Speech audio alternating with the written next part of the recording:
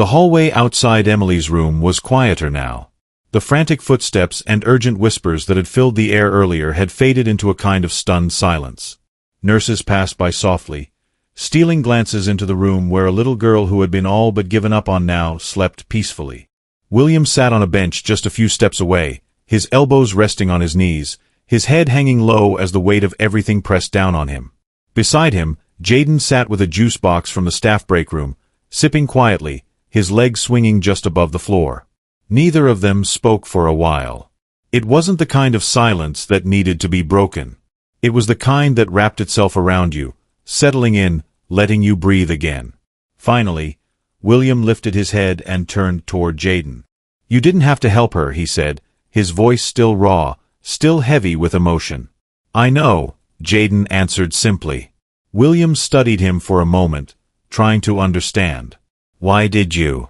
Jaden thought for a long time before answering. "I saw you 2 nights ago," he said. "You were standing in the hallway by the elevators. You didn't know anyone was watching.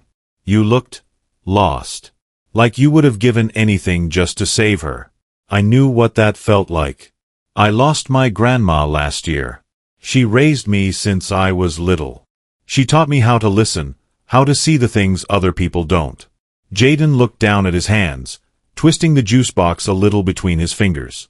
"She used to say every generation has someone who can feel the things others can't. Most people stop believing when they grow up, but sometimes the feelings are too strong to ignore." William leaned back against the wall, letting the boy's words sink into him. He thought about all the times in his life when logic had failed him, when the numbers and plans and strategies that built his fortune hadn't been enough to heal the hurt inside. He thought about the nights he had spent staring up at the ceiling, feeling like the universe had turned its back on him after his wife died. "I used to believe too," William said quietly. "But after my wife passed, it just hurt too much. Science made sense. Business made sense. Feelings didn't." Jaden didn't respond right away. He just nodded slowly, like he understood more than a kid his age should have to understand. "It doesn't have to make sense," he said. "Sometimes the things that save us are the ones we can't explain. Machines and tests can tell you a lot, but they can't feel pain. They can't feel love. Sometimes people get stuck, not because their bodies are broken, but because their hearts are. Sometimes all it takes is reminding them that they're not alone." William stared at the floor, his throat tightening. He had spent the last 2 years pretending he was fine, burying himself in work, convincing himself that he could think or buy his way through grief. But sitting here next to a boy who barely had a pair of shoes that stayed together, he realized how wrong he had been. Emily hadn't needed another machine or another drug. She had needed hope. She had needed to be reminded that someone was still reaching for her, even when she was too far away to reach back. He turned to Jaden again, seeing not just a boy but something far bigger, something the world too often overlooked. "You're special," William said, the words rough but sincere. "You have a gift." Jaden shrugged a little, uncomfortable under the weight of praise. "My grandma said it's not really a gift. It's more like a responsibility. If you can feel when something's broken, you have to try to fix it, even if nobody believes you. Especially then." William let out a slow breath, feeling something inside himself shift, like a door he hadn't even realized was closed had been pushed open. He wasn't sure what the future held, but for the first time in a long time, he felt like maybe he didn't have to have all the answers. Maybe it was enough to just keep reaching out, even when he was afraid. Maybe it was enough to believe again. The next few days passed in a kind of quiet wonder. Emily grew stronger with each sunrise. Her laughter, though still soft and tired, filled the hospital room again, chasing away the heavy shadows that had clung to every corner. Doctors ran test after test, shaking their heads, baffled by what they were seeing. Her brain inflammation was gone. Her immune system, once battered and confused, now responded perfectly. They had no explanation that fit within their medical charts or research papers. Some suggested it must have been a delayed response to treatment. Others said it was a spontaneous recovery. William let them say what they needed to say. He knew better. And every time he looked at Jaden, sitting quietly in the corner of the room, pretending to do his homework or playing card games with Emily, he knew exactly what had happened. He hadn't planned anything. He hadn't thought beyond the moment, really. But a few days after Emily was moved out of intensive care, William invited Jaden and his aunt to brunch at his estate. It was a small thing, just a quiet meal in the sun-drenched kitchen that Emily had once helped decorate with messy handprints and bright construction paper crafts. No cameras. No interviews. No curious board members asking questions he wasn't ready to answer. Just a chance to say thank you the way he wanted to. Jaden showed up wearing his best clothes, a clean button-down shirt, slightly too big, and a pair of polished sneakers that looked brand new. His aunt, a kind woman with warm eyes, squeezed William's hand in both of hers and thanked him for inviting them. They ate eggs and toast and fresh strawberries while Emily chattered non-stop about all the things she wanted to do once she got home. She wanted to plant a new garden. She wanted to build a treehouse. She wanted to bake cookies and have sleepovers and learn how to ride a horse. William listened, smiling so much his cheeks hurt, grateful for every dream that spilled from her lips. After they finished eating, Jaden pulled something from his backpack and slid it across the table to William. It was a drawing, done in colored pencils on a slightly wrinkled sheet of notebook paper. Emily and Jaden stood hand in hand in a bright green field, a huge sun shining above them through fluffy clouds. William stared at it for a long moment, the lump in his throat growing bigger with every second. It wasn't just a picture. It was a promise. A reminder of what hope looked like when you gave it room to grow. He cleared his throat, trying to find words that could match the feeling rising inside him. You know, he said carefully, we have a lot of space here. A lot of opportunities. Good schools. Safe places to stay. Jaden looked up at him, unsure where the conversation was going. His aunt shifted slightly in her seat, sensing something important but not wanting to push. What I'm saying is, William continued, maybe you'd want to be part of that. Part of our lives. Not all at once. We could start small. Cool. A safe place. See how it feels.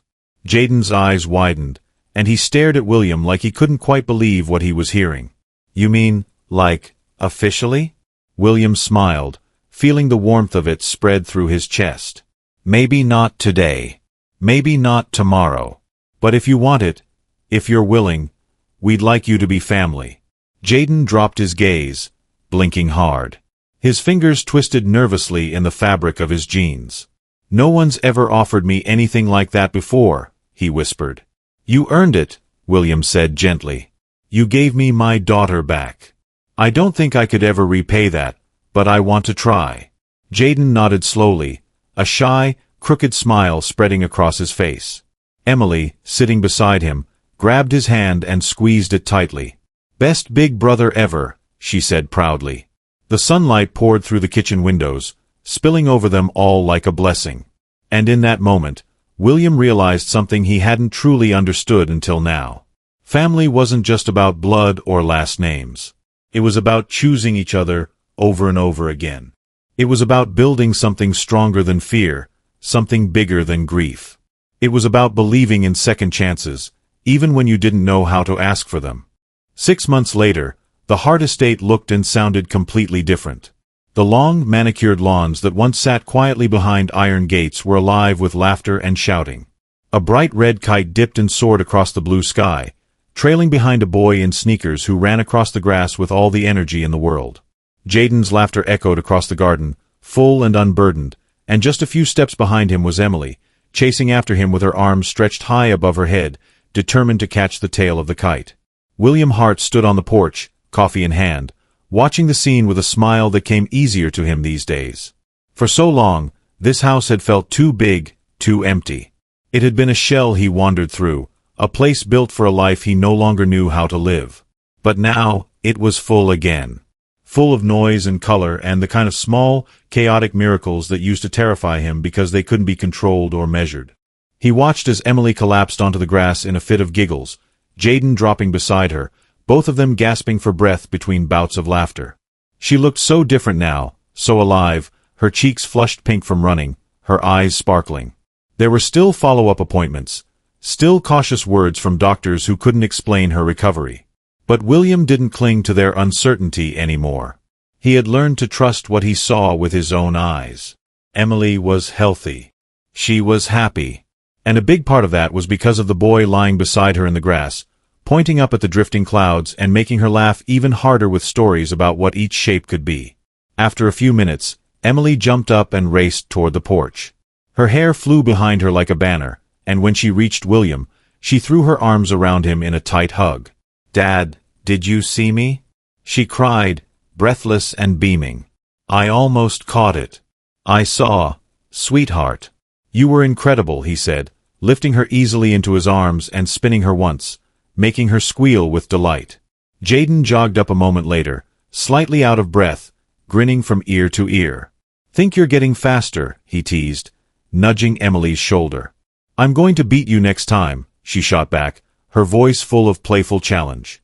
William watched them, his heart full. Jaden had fit into their lives like he had always belonged. It hadn't been without its bumps at first. There were moments of hesitation, times when Jaden seemed unsure whether he was really allowed to laugh this much, to trust that this new life was real. But bit by bit, the walls he had built to survive started to crumble. William had made sure of it, patient and steady, offering not just words but actions. A room of his own, a seat at the dinner table, a place at every family event. Choices. Stability. Love.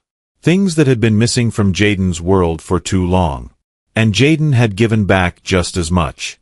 He had given William someone to believe in again.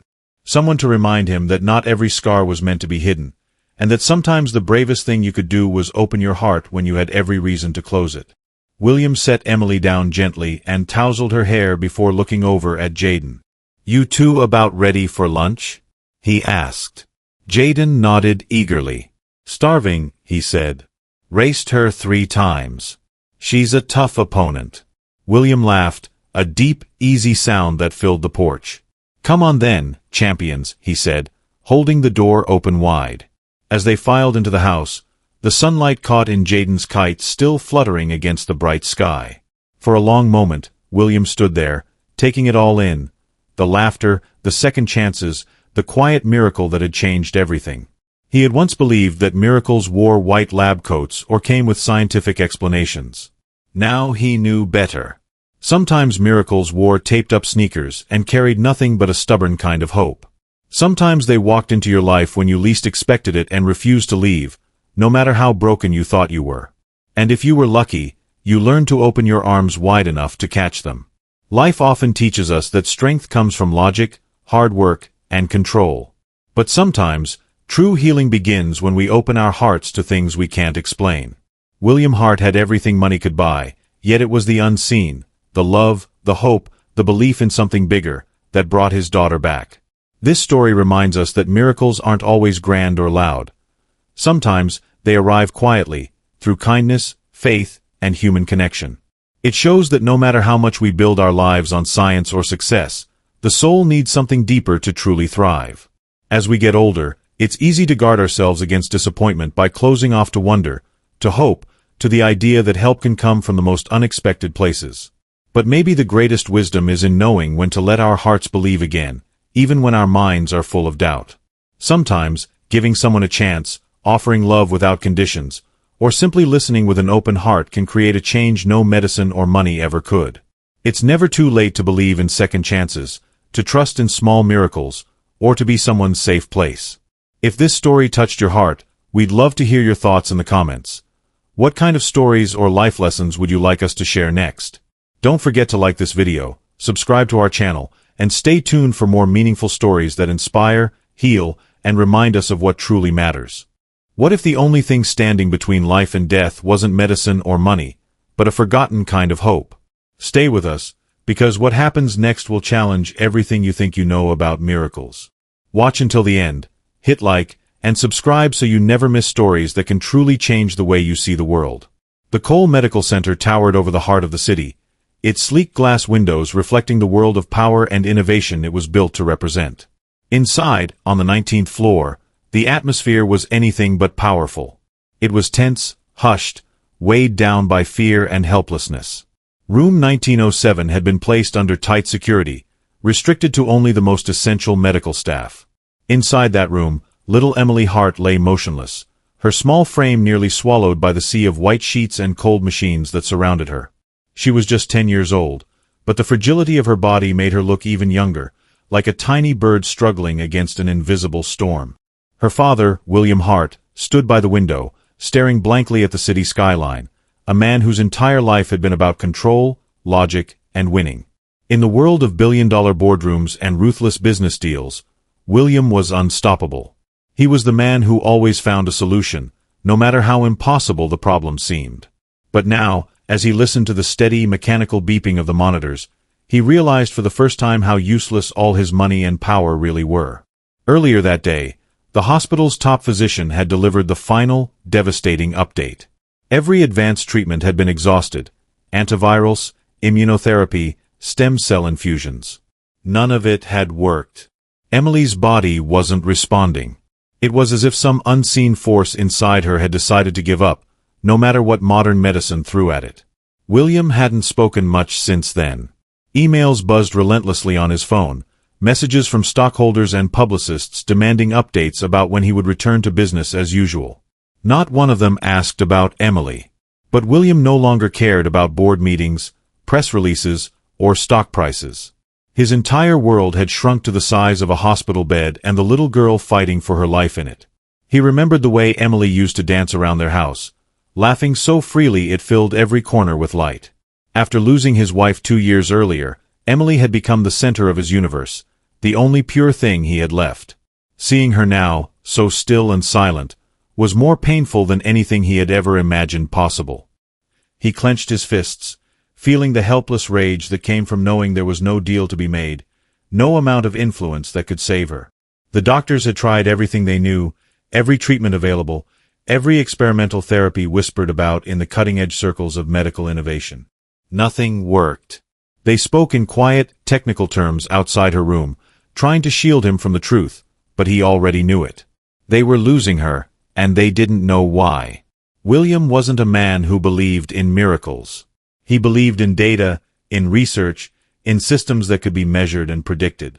Yet here he was, trapped in a nightmare where none of those things mattered, praying silently to a universe he had long stopped believing in for just one more chance. He paced the room slowly, his mind a chaotic swirl of desperation and denial, refusing to accept what was happening. The only sound was the soft hiss of machines and the occasional murmur of nurses outside. William moved to Emily's bedside and gently brushed a strand of hair from her forehead. Her skin felt cold and fragile, and for a terrible second, he thought he might already be too late. He sat down heavily in the chair beside her, feeling utterly defeated.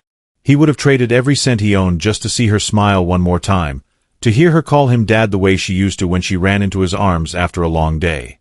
But sitting there in the heavy stillness of that hospital room, it felt like all the science, all the power, and all the money in the world had finally abandoned him.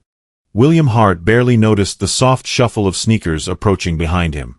He sat frozen by Emily's bedside, lost in a fog of helplessness, until a voice broke the stillness of the room. It was young, steady, and somehow filled with a quiet kind of confidence that didn't belong in a place like this. "I know how to help her." William turned slowly, expecting to see a doctor or maybe one of the nurses. Instead, standing awkwardly in the doorway was a boy who looked no older than 13. His skin was dark, his clothes worn and patched, his sneakers held together with strips of tape. Yet his eyes told a different story. They were calm, clear, and strangely sure, as if he carried some kind of knowledge that no one else here could see. For a long moment, William simply stared at him, not sure whether to be angry, confused, or just heartbroken by the absurdity of it all. How had security even allowed a kid like this onto the restricted floor? Where were the nurses?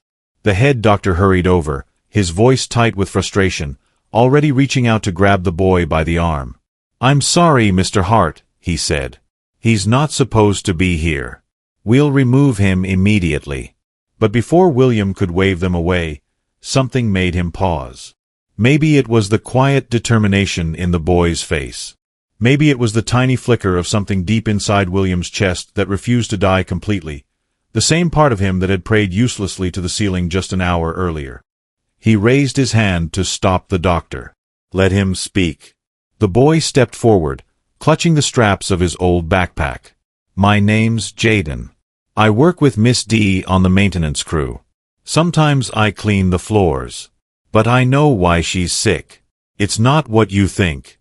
William almost laughed again, a bitter, sharp sound, but something about Jaden's calmness made the words catch in his throat. You think you know better than a whole floor full of doctors? He asked, his voice rough. Jaden didn't flinch. I don't know everything, he said simply. I just know how to feel things that most people don't. Sometimes, when I'm close enough, I can tell when something's broken inside that nobody else can see. Emily's not sick from a virus or a disease. She's stuck. Like her spirit is trapped and doesn't feel safe to come back. William stared at him, stunned into silence by the sheer audacity of it all.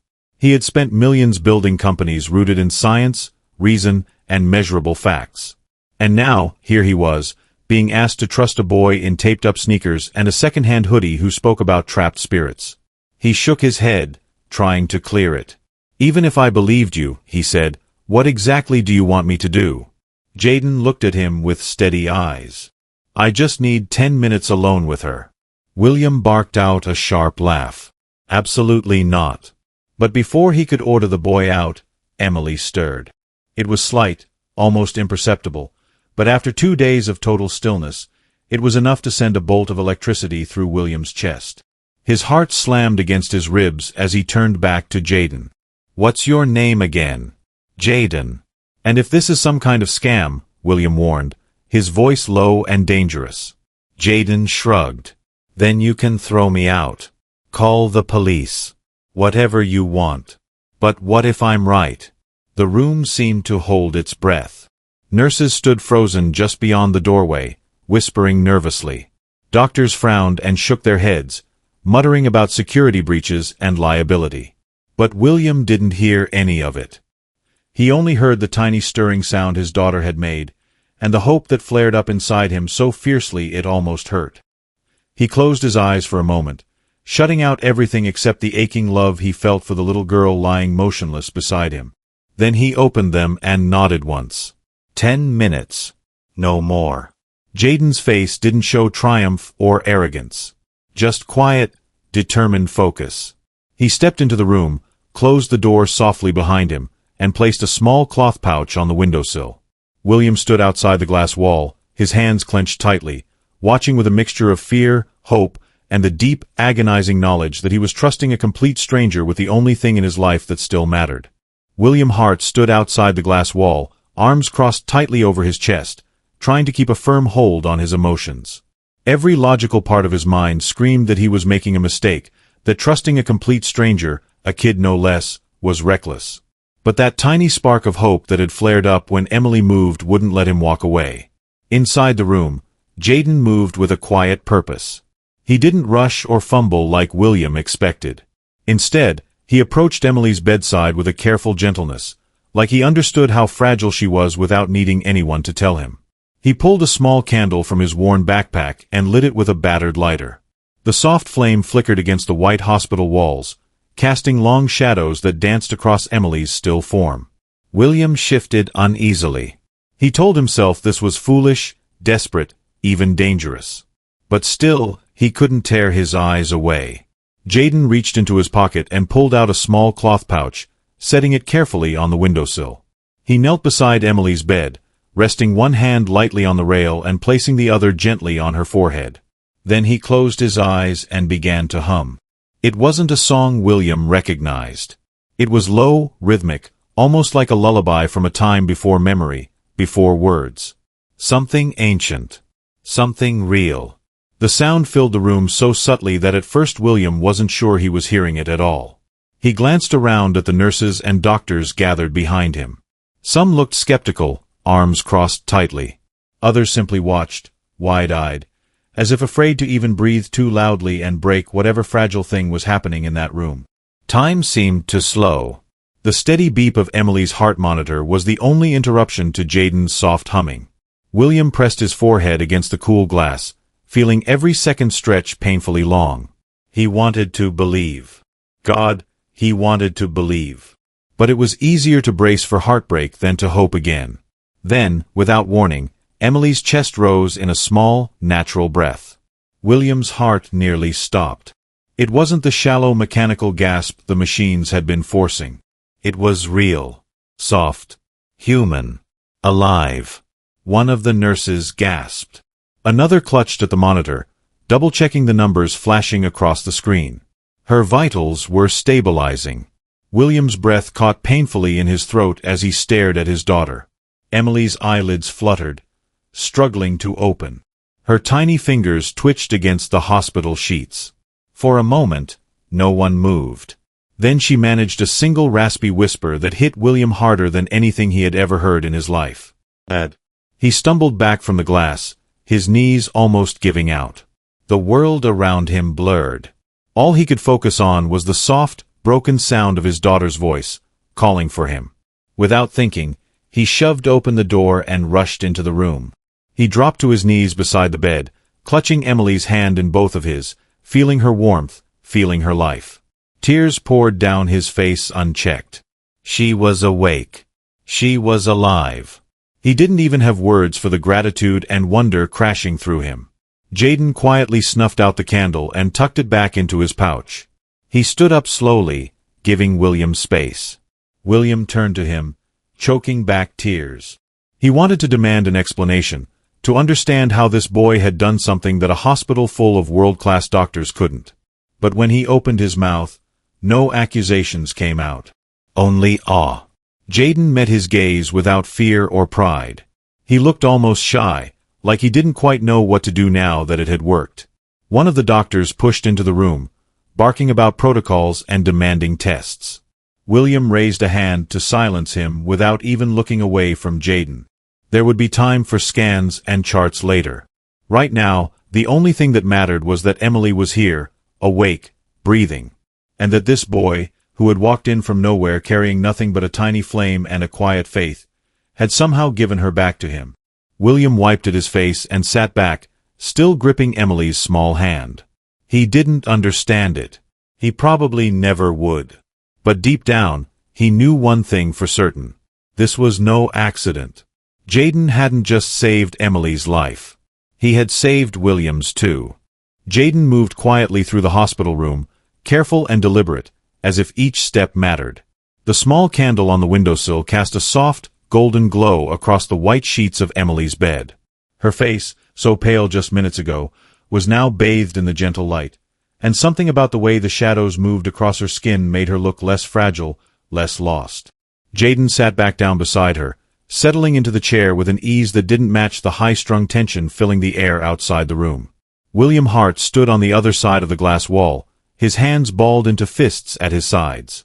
Part of him still screamed that this was crazy, that he should yank open the door and drag Jaden out before anything got worse. But he didn't move.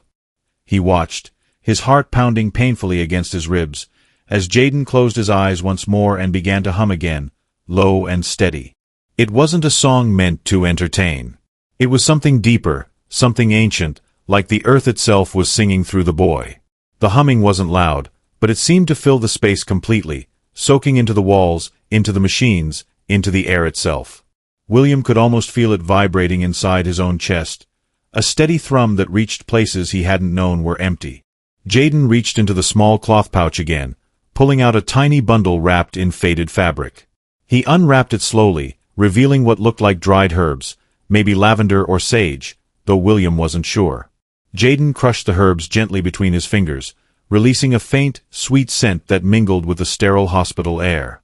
He whispered something under his breath, words too soft to hear, and placed the crushed herbs near the candle, letting the rising warmth carry the scent through the room. Then he turned his full attention back to Emily, resting one hand lightly on her forehead and the other over her heart. His posture was completely still, completely focused, like there was nothing else in the world but this moment, this life he was trying to call back. For a long time, nothing happened. The machines beeped steadily, the candle flickered, the faint scent of crushed herbs drifted through the air. William pressed his palm flat against the glass, fighting the urge to demand answers, to demand action. Every second felt like an hour. Then, slowly, Emily's breathing deepened. Her chest rose and fell with a natural rhythm that wasn't aided by any machine. Her cheeks, once gray and hollow, flushed ever so slightly with color. The nurse standing nearest to the monitor gasped, her hand flying to her mouth as she pointed to the screen. Her vitals were climbing, inching back toward normal ranges. William's legs nearly buckled with relief. He leaned heavily against the glass, staring at his daughter as if looking harder could somehow anchor her to the world a little more firmly. Inside the room, Jaden leaned closer to Emily's ear. He whispered again, words that even William couldn't catch, and a single tear slid down from the corner of Emily's closed eye. William's own eyes blurred, and he didn't bother wiping them. He watched as Emily's fingers twitched, then curled slightly as if trying to grasp something just beyond her reach. Then her lips parted, and in a faint, scratchy voice, she whispered again. It wasn't a full word this time, just a soft sound, but it was enough. She was fighting.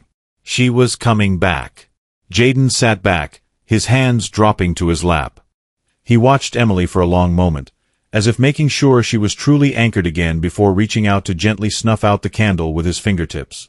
The flame vanished, leaving only the faint trail of smoke that twisted upward like a silent prayer. Jaden wrapped the cloth pouch carefully, almost reverently, and tucked it back into his backpack. He rose slowly, stretching his stiff legs, and turned to face William through the glass. There was no triumph on his face, no pride. Only a calm, deep knowing, like he had simply done what needed to be done and asked for nothing in return. William opened the door and stepped inside, every step heavy with the weight of what he had just witnessed. He didn't know what to say. He didn't even know what to feel, except an overwhelming rush of gratitude so big it almost swallowed him whole. Emily was still breathing steadily, color blooming back into her skin, her fingers still curling gently around the edge of the blanket. She was alive. Somehow, someway, this boy had reached into the darkness and pulled her back. William could hardly move. He stood frozen by Emily's bedside, his hands still clutching hers like a man gripping a lifeline in a raging storm. Her fingers, weak but unmistakably real, curled back around his. The machines around them beeped steadily now, not in alarm, but in rhythm, like a quiet heartbeat echoing the one pounding in his chest. The room seemed to blur at the edges. All the sterile white walls, the blinking monitors, the worried whispers outside, they faded into the background. The only thing that mattered was the slow, miraculous rise and fall of his daughter's breathing and the tiny movements that proved she was still fighting. William looked up at Jaden, who stood silently by the window, his hands shoved deep into the pockets of his worn hoodie. There was no smugness in his face, no expectation of praise.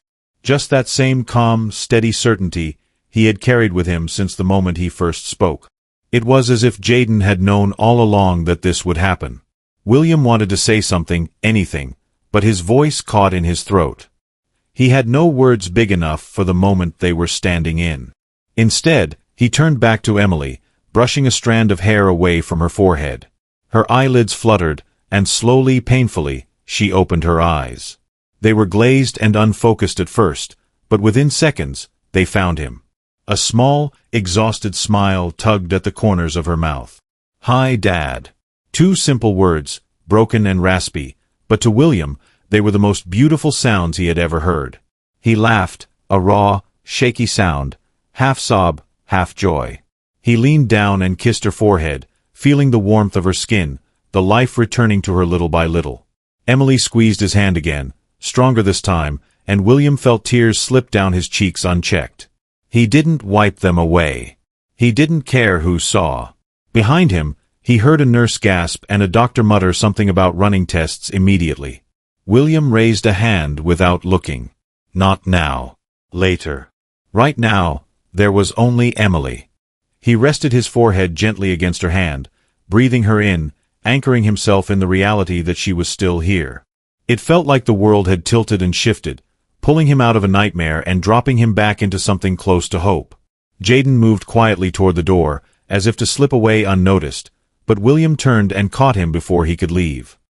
He stood up slowly, still holding Emily's hand in his own, and faced the boy who had somehow done what an army of the best doctors in the country could not. Thank you wasn't enough. It felt empty compared to what he owed this kid. Everything he had built, every success, every dollar, meant nothing if it couldn't save the one person who mattered most. And this boy, with nothing but a candle, a cloth pouch, and a handful of whispered words, had given her back to him. William stepped closer to Jaden, searching his young face for answers. "How did you know?" he asked, his voice hoarse. Jaden shrugged lightly. "I just listened," he said. "Sometimes people get so sick on the inside that the body doesn't know how to fight anymore." I just reminded her she wasn't alone. William swallowed hard, feeling the weight of those words settle deep in his chest. All the machines, the charts, the tests, they hadn't been able to touch the part of Emily that was truly hurting. But somehow, Jaden had. Somehow, he had reached into that invisible place and given her something no medication ever could. Strength. Love. A reason to stay.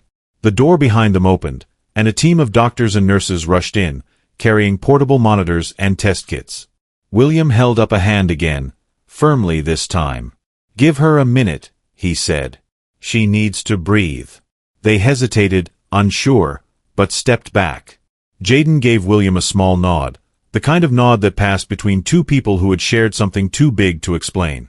Then, without another word, he turned and slipped out the door, leaving behind only the fading scent of the candle and the feeling that somehow something sacred had just happened. William turned back to Emily, who was watching him now with half-lidded, drowsy eyes. He squeezed her hand gently. "I'm here, sweetheart. I'm not going anywhere." And as he sat there beside her, in the soft hum of the machines and the fading warmth of a miracle, William realized he had witnessed something far bigger than anything he could measure or explain. He had seen the impossible happen right before his eyes. And for the first time in a long, long time, he let himself believe again.